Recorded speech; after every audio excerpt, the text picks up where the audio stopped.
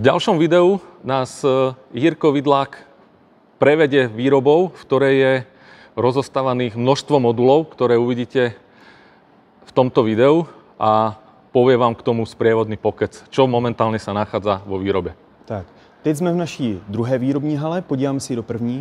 Celkově v výrobě máme aktuálně 8 domů. Ono se řekne 8 domů, jako, že to není moc, ale celkově vlastně ty domy jsou tvořeny z několika modulů. Takže aktuálně je 13 modulů ve výrobě, což už je pěkné množství. Tady zde máme 13-metrový modul, který je připravený v folii pro provětrané fasády a má zde udělaný 5metrové zádveří. Jeden typ. Zde máme menší, je to kancelářský modul, má to být jenom přistavěné vlastně k firmě, takže jenom malá kancelář. Tady už jsme byli, to je stavba, kde je tvořena z 12metrového a 10metrového modulu. Bude obložená vlastně modřínem, jak tady už vidíte, bez systém provedení, takže zbytek stavby už je na to připravený. Zde je první fáze vlastně, kdy stavíme 13metrový modul, bude to kancelářský modul a je to ten hlavní nosný prvek. Takže BSA hranuly, rybinové spoje, žebrování, OSB desky. Všechno je natřené vlastně hydroizolačním nátěrem, to je to černé, co tady je, a to zabraňuje prolínání vlhkosti a také to zabraňuje radonu. Takže nie je to tanečný parket, je to spodok toho modulu. Je to spodek modulu, jako dovedu si představit, když máte takhle dva velké vedle sebe, že to tak může připadat. Áno, takže toto sa potom otočí hore nohami a v podstate pokračuje sa vo výstavbe. Ano, otočí se to vlastně. Tieto otvory, ktoré teraz zaberám? Tyto otvory jsou nachystané na ty šroubovice, které jsme si ukazovali. Zde v tom otvoru je daná železná platna, která je vlastně napojena na šroubovici a ta šroubovice vynese celý ten spodní rošt. Takže celý dům nese spodek. Nenesou nám to stěny, nese nám to střecha, ale nese nám to spodek. Zde je další stavba, konkrétně bungalov, který je tvořen, je 14metrový modul na 4,5 a 14metrový modul na 4 metry. Takže je to 14 x 8,5 metru. Domek je tvořen pro malou rodinu, také je rozměrný, kdy vlastně, když jdeme dovnitř, máme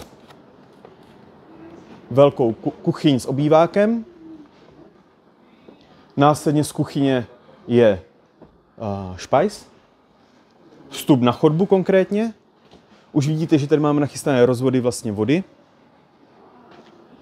Můžete tady vidět tyhle šroubovice, které jsou vlastně jenom nosný prvek a ty následně budou na stavbě demontovány, takže nebude to taneční tyč. Z chodby se dostáváme do koupelny, kde bude sprchový kout, umyvadlo, teď si to člověk musí jenom představit. Zde budou posunné dveře, chodba, samostatná toaleta. Pokračujeme chodbou, kde se dostáváme na chodbu do venkovního zázemí, se dá říct, kde je druhá toaleta a technická místnost.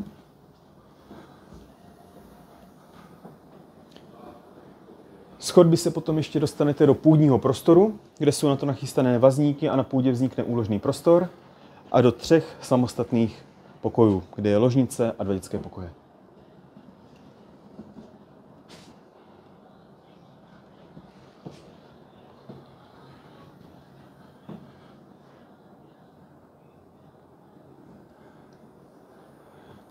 Dobre, tak poďme do druhej haly. Vchádzame do druhej haly. Tak, v této hale uvidíte další moduly v dokončenějších fázích. Tady mám zaschnuté. Kdy zde je bungalov tvořený 12metrovým modulem, 12 na 4 dvakrát, který už vlastně je připravený s dlažbou. Tady můžete vidět už dlažba, že je připravena na spárování, kdy vlastně budeme teďka tvořit koupelnu akorát. Budou se dělat výmalby a na místě budou tvořeny dokončovací práce a spojovací. Fasáda se taky tvoří na místě stavby, aby nedošlo k jejímu poškození.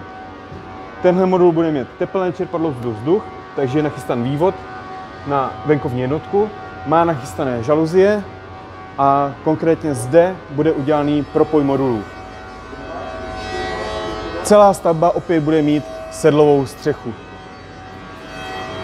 Máme tady potom další elkovou stavbu, která už je ve dřevě. Tato stavba je poměrně atypická, protože na ní budou 3 typy střech. Tady bude zelená střecha vlastně na téhle atice.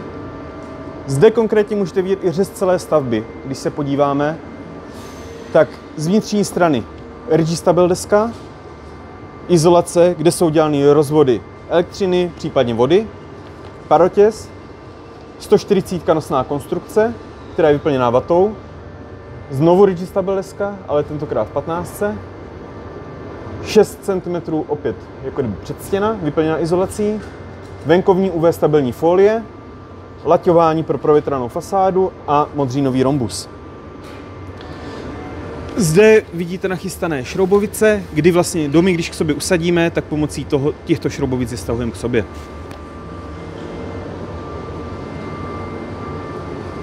Další část tohoto domu střechy bude tvořena jako sedlová, a to konkrétně na touhle částí, kdy bude tvořena vazníkama, vazníkovou konstrukcí.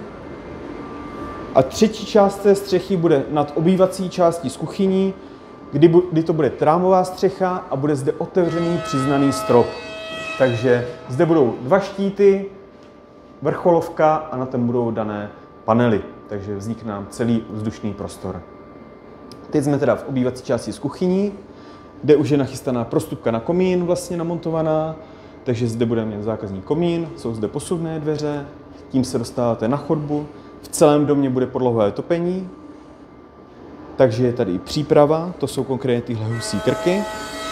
Zde už je namontovaná podlohové topení vlastně, protože už tady máme zalitou podlahu a zaspárovanou. Takže tady se kompletuje pomalu.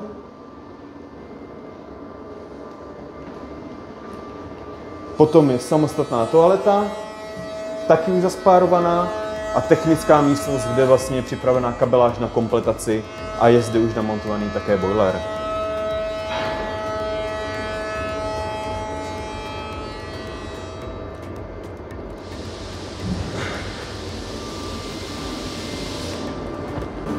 Tak a teď tu máme poslední modul, vlastně je to totožný, který jste viděli ve vrchní hale, ale byl pouze ve folii. Je to zrcadlově otočený modul a tenhle modul můžete vidět hotový, vybavený na stavebním veletrhu, konkrétně Festivalu architektury, který se bude trvat v Brně na výstavišti a bude to probíhat, myslím, 24. až 27. dubna. Tím pádem to bude 4denní výstava. Budeme tam mít nachystaný celý modul vybavený s kuchyňskou linkou, s terasou, takže můžete se přijít určitě podívat. Aktuálně zde byly provedeny instalace kabeláže a probíhá vatování vnitřní strany modulu.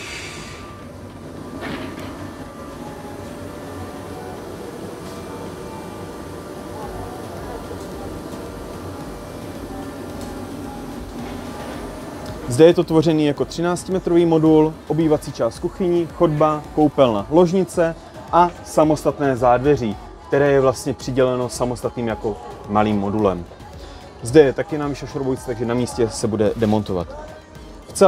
V celém objektu potom bude podlahové topení, které bude zalito a budou zde dřevěné podlahy lepené. Tady je koupelna.